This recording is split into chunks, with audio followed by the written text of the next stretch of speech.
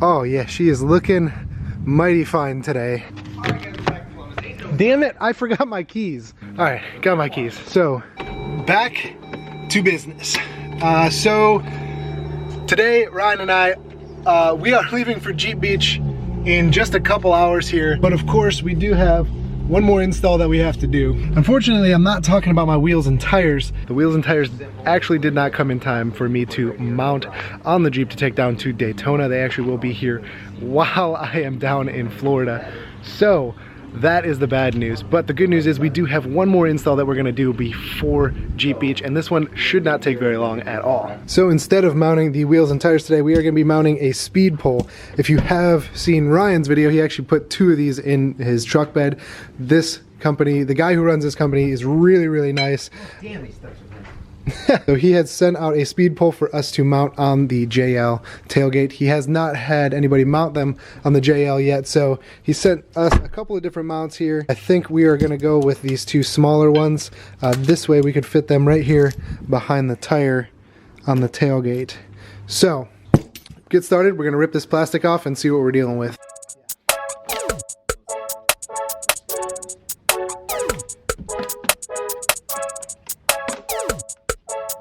Now Ryan and I have taken this plastic across the tailgate off before to kind of identify where we want to mount these flagpole mounts. We decided we wanted to mount it on the passenger side here, which is a little bit more difficult because as you can see on the driver's side, this is the outside metal of your tailgate. But on the passenger side, it's gonna be a little more difficult because there's another like plate right here. We just have to drill through here so that way we can have access to the mount. But the outside metal, you can see there's a little bit of a gap here, but it shouldn't cause too much of a problem. All right, totally forgot the 22 mil socket, so we're going old school on this one.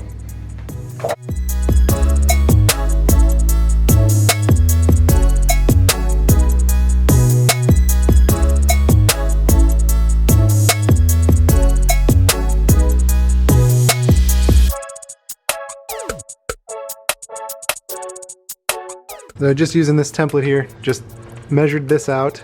This is about 4.5 inches, so we did 2 1/4, so we were right in between.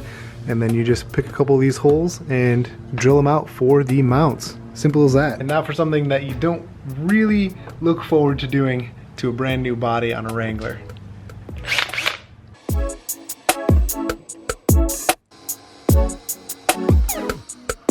Wow. Almost precision on this.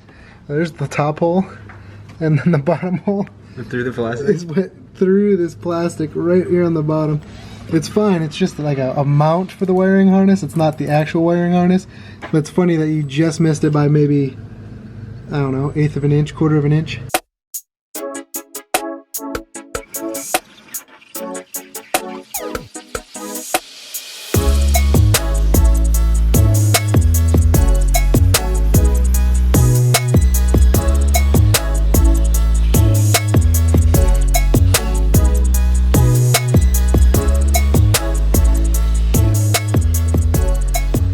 Got the holes on the outside drilled, and as you saw on the inside, you use the hole saw to make accessing those holes a little bit easier because these spacers would not fit through. You can see here, there was holes there before, but now you can see you have access to them.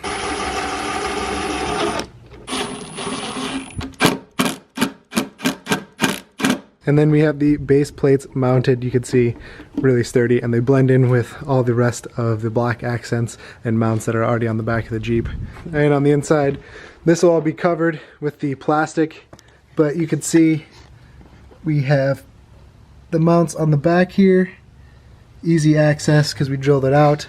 Ideally, we want to touch these up because it's raw metal, but shouldn't be a problem because it's on the inside of the cab for now, and it will be covered by this plastic. But we will be painting those when we get back from Florida probably. And once you have the pole installed, you get these nice flag mounts that actually spin 360 around the pole. That is how you mount the speed pole on a Wrangler. Now these poles are rated for 70 miles an hour. They can handle more than that, but he had to put a rating on them, so I was told 70 miles an hour. These poles will hold up. They're made from billet aluminum, so you know that they are strong. So let's pop the spare tire back on and take it out for a test drive. Just looking through the rear window, you can see back there, American flag flying real well. It's not even that noisy. I can't even hear it from the inside of the cab, so I think this thing works really well. That pole does not even look like it's bending at all, and you can see how much that flag is just whipping around back there, and that's a heavy duty flag.